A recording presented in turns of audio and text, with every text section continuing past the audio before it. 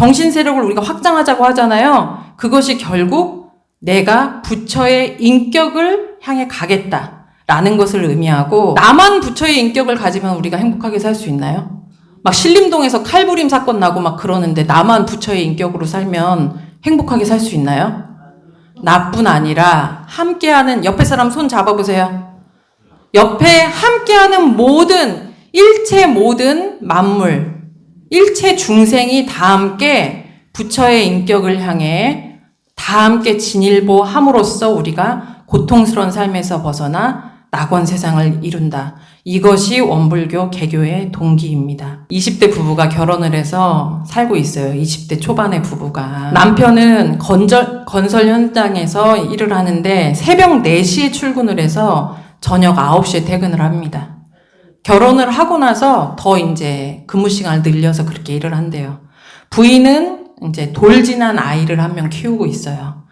정말 서로를 사랑해서 20대 초반에 결혼한 신혼 부부인데 둘 다 어떤 표정으로 살고 있을까요? 네? 어떤 표정으로 살고 있을 것 같아요? 20대 부부가 너무 사랑해서 결혼했는데 둘 다 표정이 굳어있고 서로를 향해 한숨만 푹 쉬면서 살아가고 있어요. 그 모습을 보는 우리들 마음도 고통스러워요. 왜 그렇게 한숨을 푹푹 쉬는가를 봤더니 남편 입장에서는 힘들게 15시간 이상을 일하면서 집에 오면 집이 너저분하게 정리가 안 돼 있고 부인이 저녁을 차려줄 생각도 하지 않고 늘 식탁 앞에서 심각한 표정으로 한숨을 푹푹 쉬고 있어요. 남편 입장에서 보면. 그러면 부인은 왜 그렇게 한숨을 푹푹 쉬고 있어요? 예? 부인 입장에서는 하루 종일 힘들게 육아를 하고 있는데 집에 온 남편이 어떻게 지냈는지, 별일 없었는지 물어보고 대화할 생각이 없이 한숨만 푹푹 쉬면서 청소 좀 하지 그랬어. 불평불만하면서 지적을 하니까 그 섭섭함이 너무 크게 다가오고, 애 낳기 전에는 너무 다정하고 따뜻한 남편이었는데 남편이 변했구나. 이런 현실이 너무 괴롭고 슬프고 고통스러워. 지옥 생활을 하려고 결혼하는 사람 있으신가요? 나 지옥 생활 하려고 결혼했다. 손 들어보세요. 다 결혼하셨죠, 여기? 이 신혼부부도 행복한 결혼 생활을 꿈꾸며 결혼을 했는데 현실은 끔찍한 지옥을 마주하게 됐습니다. 이 젊은 부부가 이 고통에서 벗어나는 방법이 있다면 무엇일까요? 우리가 객관적으로 볼 때는 답이 훤하죠? 남편이든 부인이든 누구든지 먼저 자신의 부족함을 살펴서 상대에게 불공을 하면 지옥 생활에서 벗어날 수가 있다. 남편 입장에서는 어떻게 해야 돼요?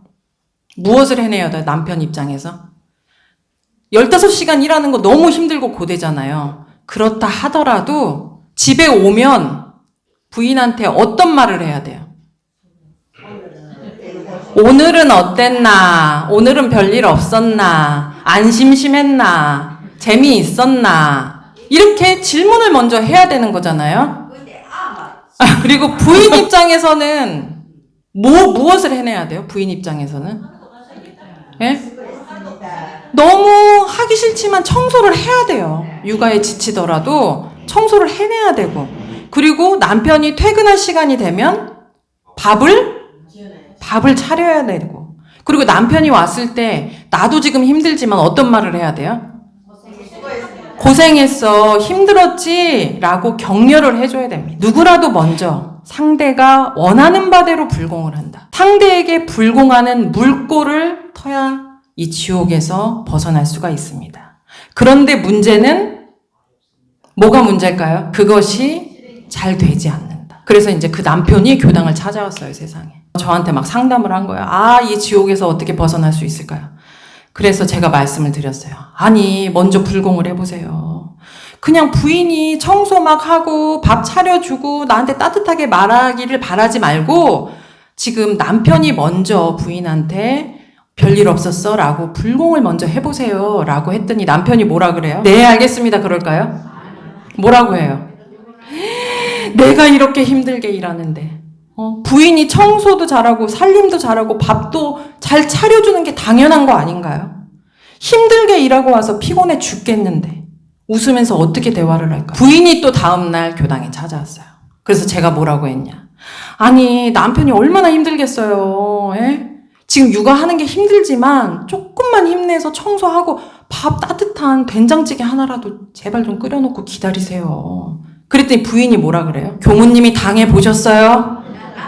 그렇게 자상하고 착했던 남편이 지금은 인사도 안 하는데 지금 된장찌개 끓이고 싶은 마음이 날까요?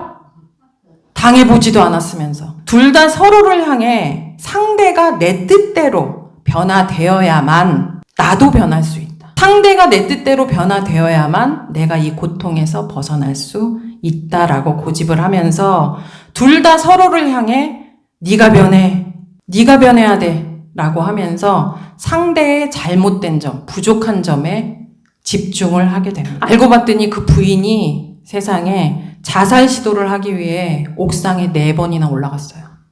4번이나 자살 시도를 했다가 구조를 당했어요. 이게 무슨 뜻이에요? 그 친정 엄마랑 심리 상담을 받으러 병원에 갔어요. 그래서 이 상담가가 왜 그렇게 자살을 하셨어요? 물어봤더니 남편의 관심을 받기 위해서.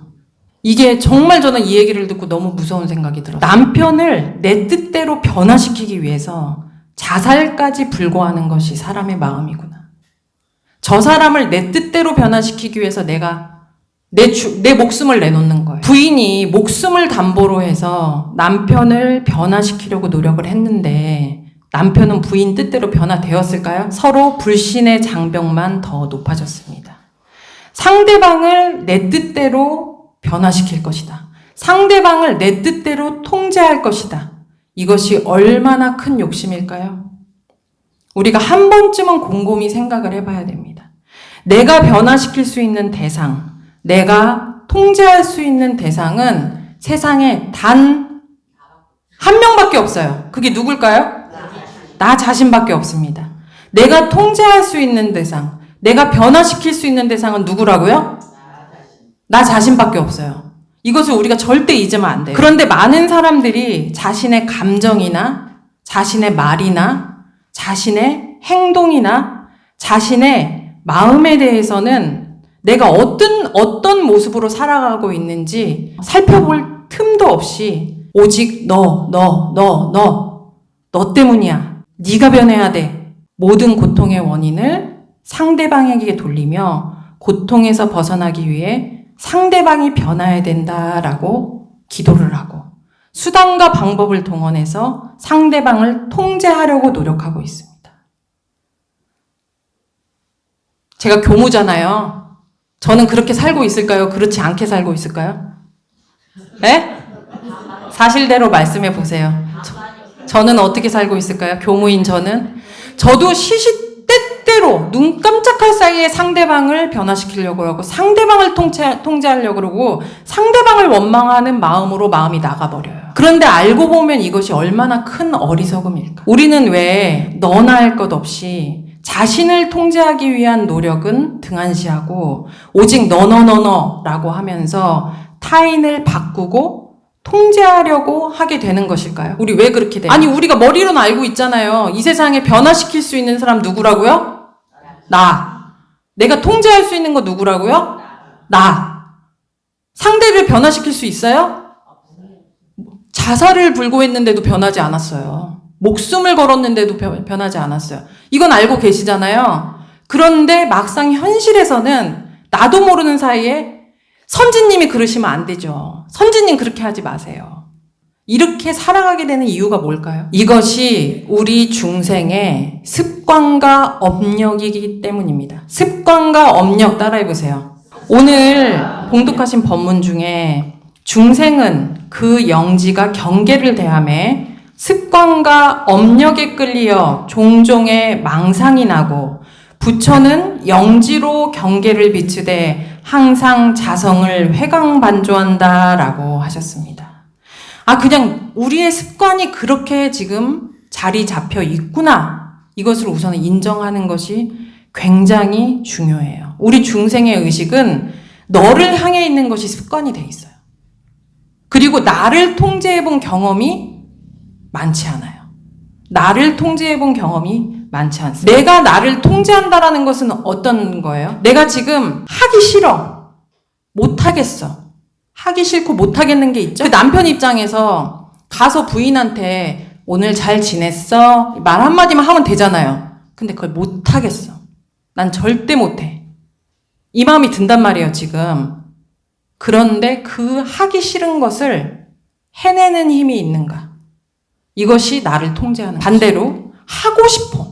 너무 하고 싶은 게 있단 말이야. 잔소리 하고 싶어. 야, 이거 청소 좀 해. 밥 좀 차려놔. 너 왜 인생 그렇게 사니? 막 잔소리를 하고 싶어. 입이 간질간질해. 근데 그걸 멈추고 안 할 수 있는 힘이 있는가? 안 할 수 있으세요? 나 안 할 수 있다 손 들어보세요. 안 한 경험이 있다. 경험은 있지만 100번 중에 뭐 몇 번? 우리가 나를 통제한다는 것은 내 마음이 하고 싶은 것을 향해 달려갈 때 안 해야 되면 안 할 힘이 있는가? 그리고 하기 싫은 마음으로 달려갈 때 아이고 청소도 하기 싫고 그냥 설거지도 하기 싫고 다 하기 싫어 할 때 해야 되면 그 순간 해낼 수 있는 힘이 있는가? 그것이 나를 통제하는 거예요. 우린 늘 상대방을 향해서 그 통제를 하잖아요. 잔소리 하지 마. 설거지 해. 막 이렇게 남을 향해서는 막 변하라고 얘기 잘하는데 그것을 나 자신을 향해서 적용해서 내가 나를 통제할 힘이 있는가? 중생들은 하고 싶은 것과 하기 싫은 것에 자유자재를 하지 못하고 경계마다 내 욕심과 감정에 끌려다니는 것이 습관이 되어 있습니다. 요즘 성공한 사람들, 저도 이제 영상을 보면 요즘 성공한 여러 사람들이 공통적으로 하는 말이 무엇이냐면 정말 하기 싫은 것을 해내야만 진정한 자유가. 예를 들어서 가수잖아요, 제가. 그러면 가수 입장에서 연습하고 막 노래 연습하고 춤 연습하는 거 정말 하기 싫다는 거예요.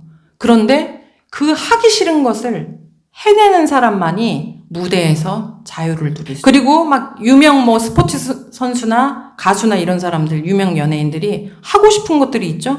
막 돈도 많고 시간도 있고 하면은 어디 가고 싶어요? 저 주점에 가고 막 클럽에 가서 막 향락을 누리고 싶죠? 막 하고 싶죠? 막 근데 그 하고 싶은 것을 안 할 수 있는 힘, 하고 싶은 걸 안 해낼 때 나에게 자유가 온다. 이 얘기를 지금 종교에서 하는 것이 아니라 세상 사람들이 자기 경험을 통해서 얘기하고 있습니다. 내가 삶의 모든 고통에서 자유하고 또 진정한 낙원 생활, 행복한 생활을 하는 것이 목표라면 남 탓을 하면서 상대를 변화시키려는 마음, 상대를 통제하려는 마음에서 반드시 벗어나서 내가 나를 통제하는 힘, 내가 나를 변화시키는 힘을 기르는 것, 내가 내 감정을 통제하고 내 말과 행동과 마음을 통제해서 하고 싶은 것과 하기 싫은 것에 나를 자유할 수 있는 능력을 갖추는 것이 우리의 과제라고 할 수 있습니다. 나를 통제하는 힘을 키우기 위해서 반드시 필요한 습관이 뭐냐면 회광반조하는 습관입니다. 오늘 주보 보세요. 회광반조 다 같이 해보세요. 회광반조. 회광반조.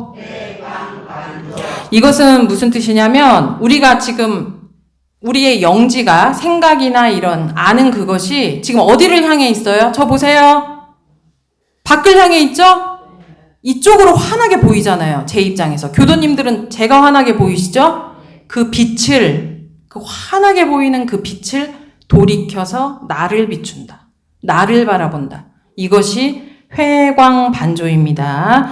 매 순간 온전한 정신을 가지고 밖을 향해서 늘 시비하는 것이 아니라 그 빛을 돌이켜 나에게 유턴시켜서 나를 바라봄으로써 나를 살피고 나의 삶을 변화시켜야 된다라고 가르치고 있습니다. 우리가 살아가면서 여러 경계를 마주하게 될 때마다 네가 어떻게 그럴 수 있냐? 네가 그러면 안 되지. 내 의식이 상대를 향해 있는 상태.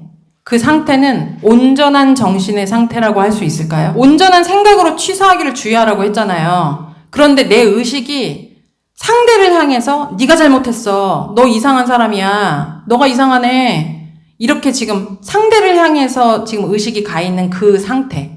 그 상태는 온전한 상태인가요? 온전하지 않은 상태인가요? 온전한 상태다. 손 들어보세요. 온전하지 않은 상태다. 이것은 온전하지 못한 상태입니다. 이게 왜 온전하지 못한 상태냐? 우리가 하늘에서 비가 오잖아요. 어저께 불꽃축제 보셨어요? 불꽃축제를 하는데 막 비가 온다고 소문이 났어요. 막 문자 막 받으셨죠? 근데 이제 비가 안 왔죠? 신기하게. 근데 만약에 막 불꽃 축제 하려고 하는데 장대비가 소낙비가 막 떨어지는 거예요. 그러면 온전한 정신에서는 그 비를 보면서 어떤 반응을 해야 돼요? 비가 오네? 내가 우산을 써야 되나? 우비를 입어야 되나? 아니면 그냥 집에 들어가야 되나? 이것을 연구하죠? 근데 만약에 어떤 사람이 하늘을 향해서 니 먹고 지금 불꽃놀이 하는데 왜 비가 내리고 난리고 이러면서 막 화가 나가지고 너 진짜 그럴 수 있나? 막 이러면서 막 삿대질을 하면서 막 화를 내요. 그러면 우리 그 사람 보면서 뭐라고 생각할 거예요? 막 욕하고 난리 났어, 하늘을 향해서. 그러면 그 사람 보고 우리 뭐라고 평가할 거예요?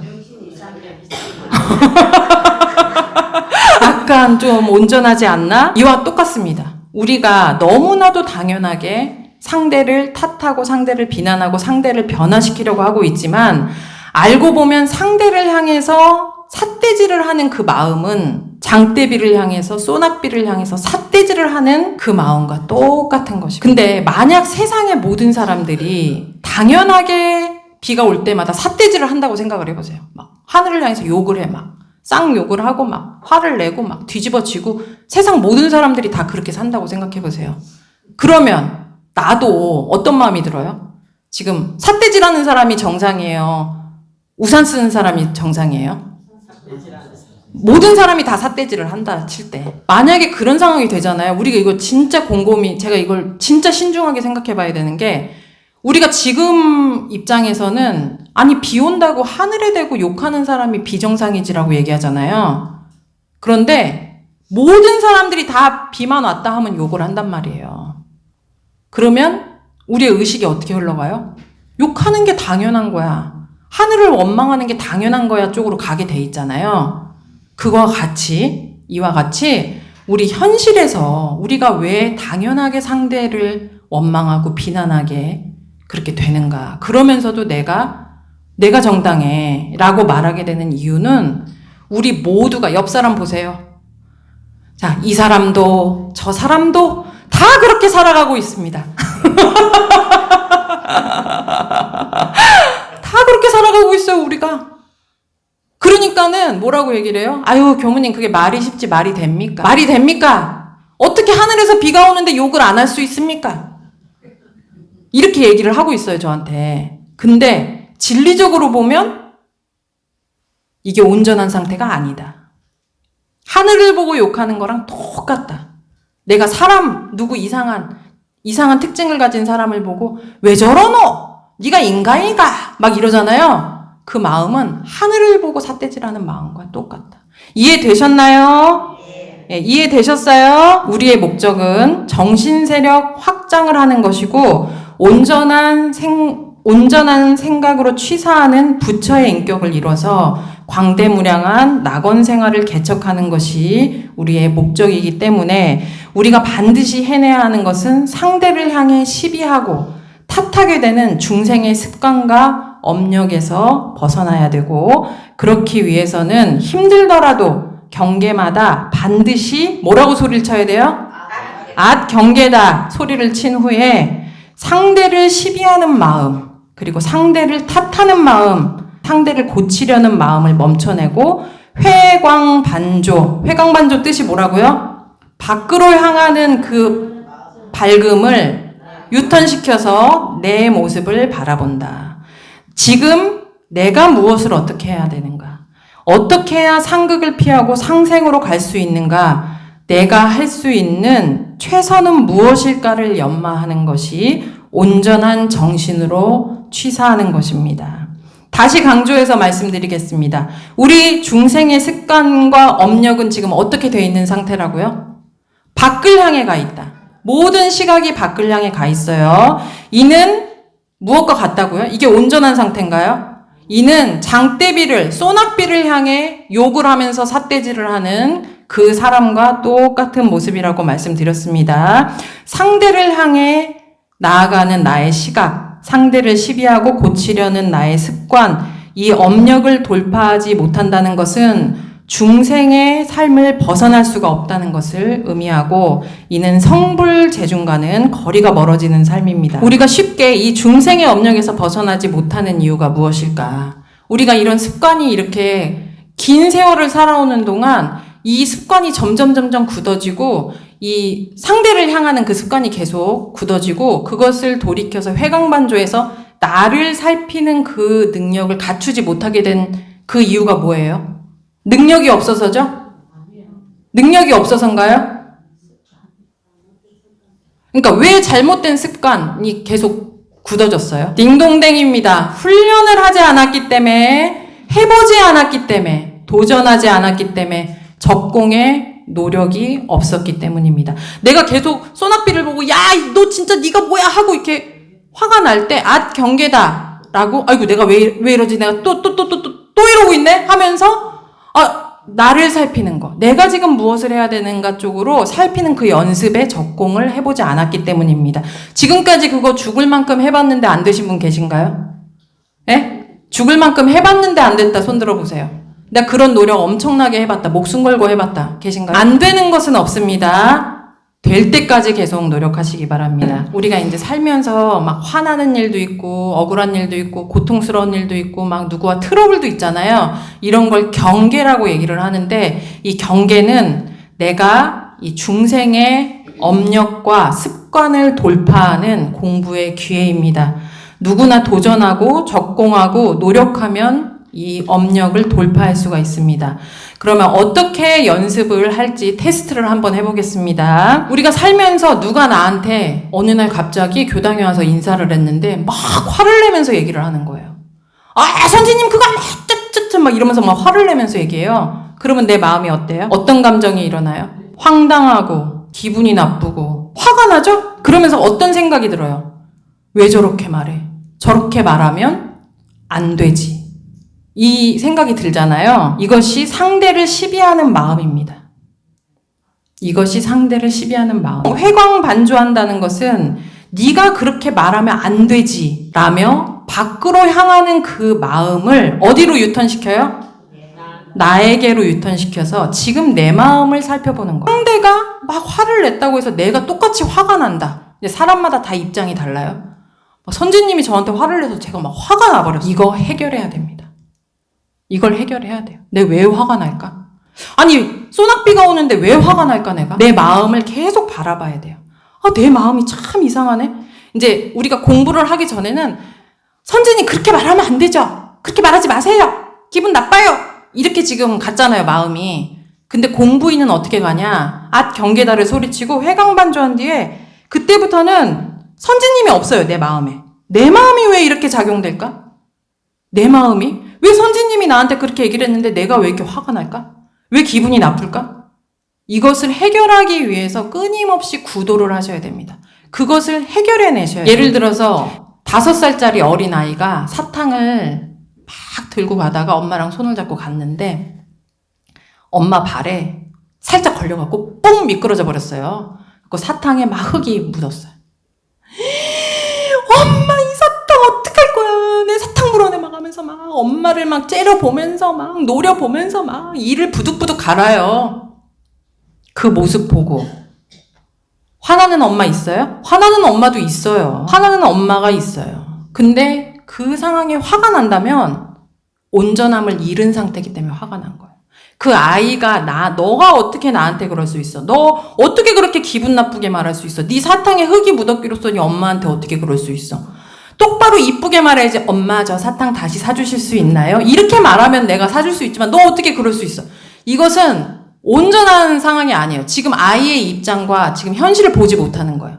보통 온전한 마음의 여유가 있는 상황일 때는 어떻게 반응해요? 그런 아이를 보고? 저희 조카들이 매일 그러거든요. 저한테 눈을 막 이러면서 막 이모 막 이러면은 막 제가 배꼽 잡고 막 웃어요. 막 까르르 웃기도 하고. 때로는 아이 상황에 따라 아이고 얼마나 슬프냐. 아이고 이 사탕 왜 그랬대. 막 사탕 떼찌 막 이렇게 해주기도 하고. 전혀 그 아이가 나에게 화를 냈다고 해서 내가 화나지 않아요. 그 아이가 지금 아픈 상황인 거, 속상한 상황이란 거를 알기 때문에. 그러니까 내가 온전한 상태일 때는 지금 현실이 있는 그대로 투명하게 보이는 거지, 그게 네가 나한테 그랬지, 너 어떻게 그럴 수 있어, 이 마음으로 내가 간 그 상황은 내가 온전함을 지금 벗어났다. 그때는 어떻게 소리를 쳐야 돼요? 앗 경계다 라고 하면서 내가 또 지금 하늘을 보고 손가락질하고 있구나, 이렇게 내 마음을 알아차리고, 내 마음, 내가 왜 화가 날까? 선지님이 화를 냈는데 내가 왜 화가 날까? 우리 지금 이런 말씀 들으시면 답답하시죠? 예? 아니 이건 당연히 화나는 거잖아, 이렇게 생각할 수 있어요. 그것은 뭐냐면 당연히 하늘을 향해서 지금 욕하는 게 맞잖아, 이렇게 지금 우리가 습관과 엄연히 그렇게 가 있는 거예요. 자, 저 한번 보세요. 온전한 정신을 차리시고, 상대가 나에게 불친절한 말투로 얘기를 했다.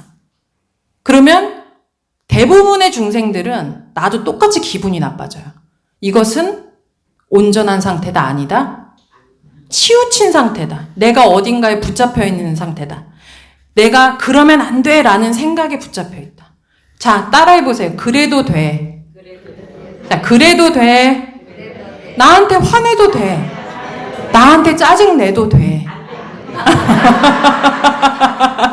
상대가 화를 냈을 때 내가 기분이 나쁜 건 뭐 때문에 그래요? 내 생각이 네가 나를 무시하는 거야 라는 생각을 내가 하고 있기 때문에 화가 나는 것이지, 그 사람이 화를 냈기 때문에 내가 화가 나는 것이 아니에요. 그렇기 때문에 우리 용옥교단 교도님들은 이 11월 숙제가 있습니다. 11월 숙제. 누가 함부로 말했을 때, 기분 나쁘게 말했을 때 화나는 경계들 많이 있으시죠? 그때마다 그것을 넘어서는 연습을 해보세요. 내 기분이 나도 모르게 또 화가 난단 말이에요. 상대가 불친절하게 얘기하면. 그때마다 무엇을 연습해야 되냐? 앗 경계다. 이게 왜 상대가 화낸다고 왜 내가 화가 나지? 상대가 지금 나를 친하게 생각하는 거야. 편하게 생각하는 거야. 나를 믿는 거야. 이렇게 생각을 하면서 그때부터는 이제 화가 안 난단 말이에요. 선지님이 저한테 화를 내도. 그러면 그때부터 내가 어떻게 이 사람한테 불공을 할까? 이 연말을 해야 돼. 그 연말을 한다는 건 뭐냐면, 때로는 토닥토닥 해줄 수도 있고, 때로는 깔깔깔 웃을 수도 있고, 때로는 같이 그냥 한번 야 너만 화낼 수 있냐 하고 한번 해줄 수도 있고. 근데 그것은 내가 감정에 끌려서 하는 것이 아니라 감정에 전혀 끌리지 않는 상태에서 제가 제 조카에게 하는 것처럼 그렇게 우리가 불공을 해나가는 것을 목적하는 것입니다. 이거 하실 수 있으실까요? 제가 요 부산 와서 진짜 깜짝 놀란 비밀이 뭐냐면, 제가 서울이잖아요, 서울. 그러니까 처음에 교도님들께서 제가 되게 친절하다고 생각하신 거예요, 말투가. 지금은 안 친절하죠? 제가 와일드한 편인데, 처음에 이제 서울말실 쓰니까 이제 친절하다고 이제 생각을 했어요. 그러니까 우리 회장님이 저 처음 왔는데 뭐라고 하시냐면, 교무님, 부산에서 놀라지 마세요. 이러시는 거예요. 왜냐면 우리 처형들 모임을 하면은 다 얘기를 하는데 이마에 핏줄이 서 있다는 거예요. 그러니까 여기 경상도 분들은 막 흥분하면서 얘기해도 그 화난 거 아니고 웃는 얘기해도 그렇게 흥분하면서 얘기하니까 놀라지 마세요. 그래서 제가 엄청 그 얘기를 듣고 배꼽 잡고 웃었거든요. 근데 사실은 저가 경상도 피가 있잖아요. 밀양. 우리 외갓집 밀양인 거예요. 경상도 피가 있어서 전라도에서 공부할 때 진짜 너무너무 억울하고 답답했어요. 이 예비 교무님들이 저를 향해서 제가 무슨 얘기만 하면, 도공교무 왜 이렇게 흥분하면서 얘기해? 도공교무 왜 이렇게 화를 내면서 얘기해? 저 화 안 냈어요. 저 화 안 났어요. 그냥 말하는 거예요. 왜 이렇게 흥분을 하면서 얘기해? 그래갖고 진짜 너무너무 답답했는데, 이 경상도 오니까 다른 분들이 다 흥분하면서 얘기하니까 상대적으로 제가 친절하니까 지금 너무 지금 행복하거든요. 근데 이제 여기서 깨달은 바가 뭐냐면, 경상도 분들은, 흥분하는 분들은 서로 그냥 나도 흥분하고 너도 흥분하고 이러면서 서로 이해한다고 생각했어요. 이해하시나요? 이해하고 사시나요? 이해하긴 뭘 이해를 해요. 내가 흥분하는 것은 내 핏줄이 그래서 흥분하는 건데, 네가 흥분하는 거에 대해서는 왜 말을 그렇게 하노? 이렇게 얘기하시잖아요. 이게 엄청 어리석은 겁니다. 그러니까는 저는 우리가 말 친절하다 불친절하다에 대해서, 상대가 나에게 불친절한 거에 대해서 요란함이 일어날 때, 그때 앗경계다에서 나를 살핀다. 나를 살피는 공부로 계속 이 온전한 정신을 회복하는 데에 도전을 하시길 바랍니다. 또 이렇게 말씀드리면 살다가 이제 선지님이 함부로 말했어요. 그래서 우리 본공회장님이 말을 왜 그렇게 하나 하고 화를 냈어요. 그럼 선지님이 이제 뭐라고 해요? 본공회장님한테 본공회장님, 교무님이 그때 앗경계다 하고 공부하라고 한 거 못 들으셨어요? 이렇게 얘기할 수도 있단 말이에요. 그러면 돼요, 안 돼요? 누구 공부하는 거예요? 내 공부를 하는 겁니다. 남이 나에게 가해를 한다 느껴질 때, 그러니까 누구 때문에 내가 힘들 때는 내가 왜 소나기를 보고 삿대질을 하고 이렇게 상처를 받나, 이럴 필요가 없는데 라고 하면서 온전함을 생기고, 내가 한마디를 했는데 상대가 내 말투를 트집 잡을 때 있잖아요. 왜 이렇게 말을 그런 식으로 해요? 선지님? 하고 트집을 잡는단 말이에요. 그때 어떻게 공부하실 거예요? 그렇죠. 저렇게 하셔야 됩니다. 그때는 상대가 지금 어찌 됐건, 제가 늘 호랑이랑 토끼 예를 많이 들어요. 호랑이가 하품만 해도 토끼가 화들짝 놀라는 거예요. 그러면 호랑이 입장에서 억울하죠? 내가 너 잡아먹으려고 한 것도 아니고 그냥 하품한 건데 이렇게 놀라면 어떡해. 내가 그냥 말했는데 왜 이렇게 기분이 나쁘면 어떡해. 이렇게 생각이 들 수 있잖아요. 그때 호랑이 입장에서 토끼가 그런 상황이니까 불공해줘요. 알았어, 이제 이쁘게 말할게 하고서는 이쁘게 말하는 연습을 하고, 거칠게 말하는 사람을 대했을 때는 그래 괜찮아, 거칠게 말해도 괜찮아 이렇게 하고, 내가 말할 때는 알았어, 따라해보세요. 알았어, 이쁘게 말할게. 다 해보세요. 시작. 알았어, 이쁘게 말할게. 그리고 누가 거칠게 말할 때는 그래 화내도 괜찮아 해보세요. 이거 연습 꼭 하시기 바랍니다. 예, 이상 설교 마치겠습니다.